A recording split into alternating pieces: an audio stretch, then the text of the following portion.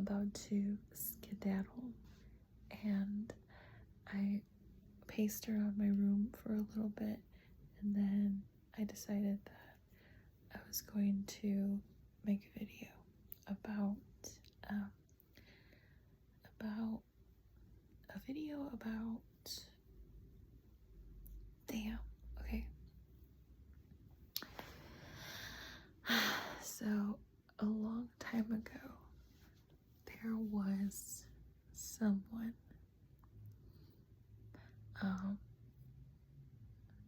I didn't realize the impact that they would have on my life when I met them,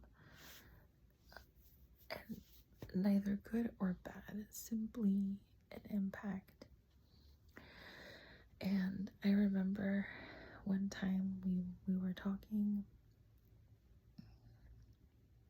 and he tells me, and it stuck with me forever, even though at that time I didn't really understand what he meant. He said, there has to be more to life than a 9 to 5. And for me at that time, it was very difficult to understand because I was raised with the mindset of, you find your purpose through your job, your career, or your level of productivity. And it's just very, common, Monday through Friday, 9 to 5. And I remember at that time, I didn't really take him serious because I thought he was full of shit.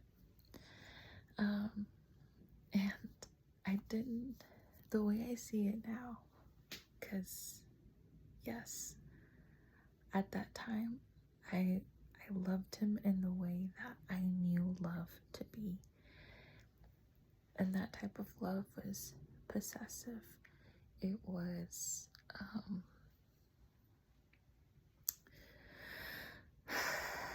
superficial, I guess you could say. I saw all of his flaws, and I couldn't accept them. That even though I felt something for him, I just couldn't see myself with him. And I would just find any excuse to justify to myself why I was making that decision. I remember we were having a conversation, and I'm not saying that he was perfect. This dude was low-key a manipulator, but we were both on that same vibe. Anyway, and also, this was my first experience with a dude that I guess reciprocated what I felt in a way. I don't know. I just thought he was full of shit because when we first started talking, he already had a girlfriend.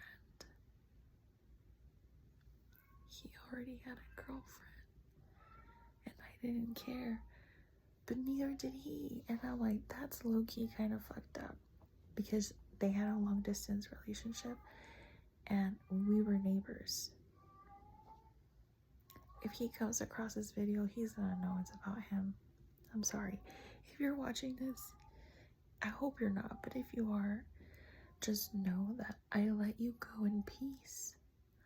And the last time he tried to reach out to me was when we were quarantined.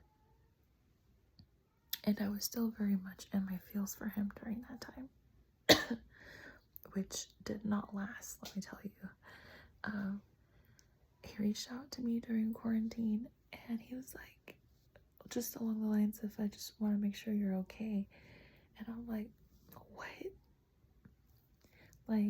And don't ask me how I know, but by that time, he was already married, okay? Reaches out to me, hey, I just want to make sure something. I'm like, damn. I want to give him peace of mind because it is low-key a really fucked up time.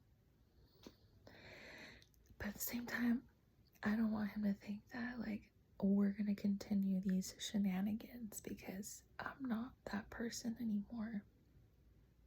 Marriage is sacred, and that's something that's a line I won't cross. And, he made his decision when he decided to be with that girl that we were not going to talk anymore. And that was that, because when you feel something for someone, your actions speak for themselves, not your words, your actions. And so I replied to give him peace of mind. We're doing fine, because he asked for my family too. And he replied right away. He sent me 2 or 3 consecutive messages talking about, I didn't know if you were receiving my messages. Delete, block. That was it. I'm hungry. And in conclusion, the best thing that I took away from our getting to know each other was one, finding a side of myself that was very dark, but I liked it. I sure did. I realized that what had attracted me to him was this projection I had of him being this bad boy, he had long hair and he would ride motorcycles. Well, just the one,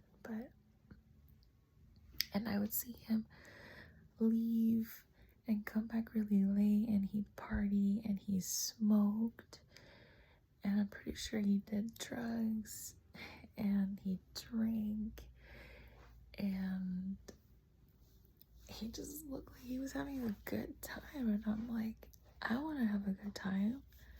I want that. And it turned from that into, I like you, and then I want you, and then you're gonna be mine because I said so. And then when things started happening, I started second guessing everything, because I'm like, actually, I don't really know if you're the right person for me, based on all of the conclusions I came. One, that he had a girlfriend that he cheated on, and then because I felt him very insecure and very without direction, I guess you could say. And then low-key, this is gonna sound super fucked up. At that time, okay, you gotta understand, I was a bitch at that time. I thought he was too dumb for me,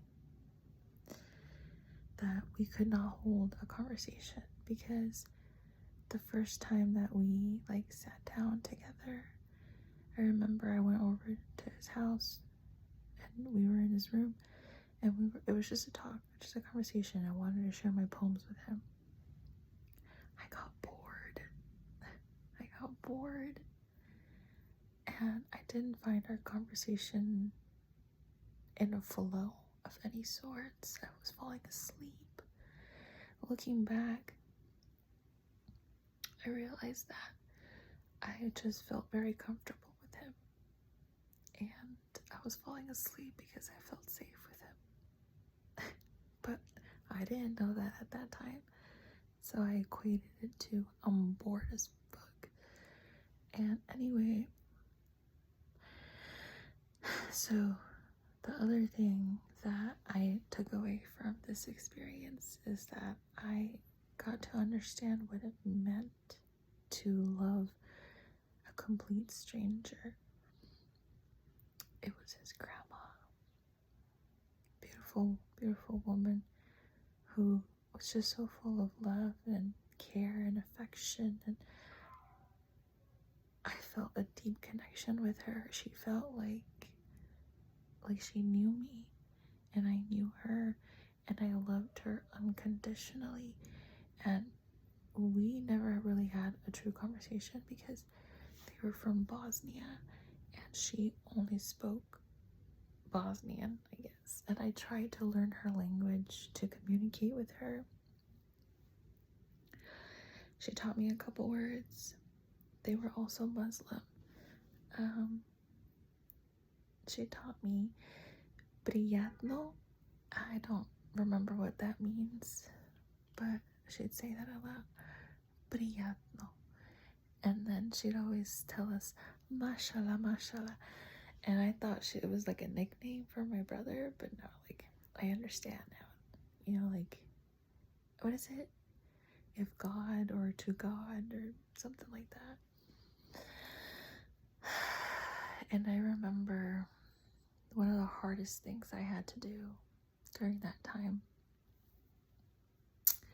was walk away from her, because once he became involved with the other girl, I figured that it was my responsibility to step away, and that meant stepping away from my connection to her, because that was no longer my place, and it hurt so bad that I'm like, I can't.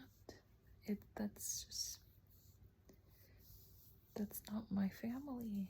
And even though I love her, like, I respect that it's the duty of another person to come in and win her, not win, but I don't know, her affection and her love should go towards a person that was a part of his life. And I don't know why I'm saying all of this, but funny enough, in all of my woes and troubles of accepting love at that time, the irony is that his name, translated to Spanish, meant to love.